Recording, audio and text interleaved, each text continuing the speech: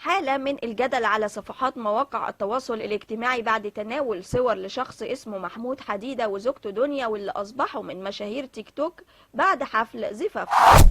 محمود حديدة وزوجته من قصار القامة، وتعرضوا للتنمر والانتقادات بعد صور حفل زفافهم، وده بسبب ملامحهم. الأمر ده أثار حالة من التعاطف معاهم من قبل رواد مواقع التواصل الاجتماعي.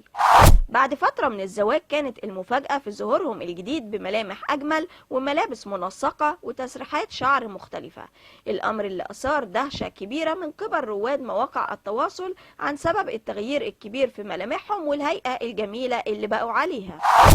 أرجع عدد كبير من المتابعين وقالوا إن التغيير ده بسبب امتلاكهم أموال ضخمة بعد شهرتهم على حساباتهم الشخصية بتطبيق تيك توك، وبالتالي قاموا بعمليات تجميل. والبعض الآخر قال إنهم استخدموا فلاتر لتغيير ملامحهم وتعديل عيوب الوجه.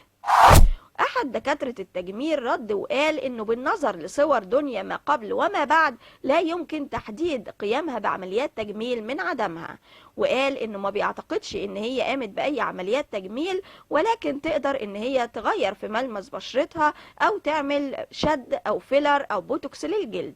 ولكن عن الحول اللي بتعاني منه دنيا أكد عدم تحديده، ده لازم يشوف الحالة على الطبيعة. وفي ناس أرجعت إن هم بيستخدموا تقنية الديب فيك، والتقنية دي هي تقنية جديدة من تقنيات الذكاء الاصطناعي اللي بنلاقيها منتشرة في الفترة الحالية بكثرة، وبيتم استخدامها لإنتاج فيديوهات والتعديل على محتواها.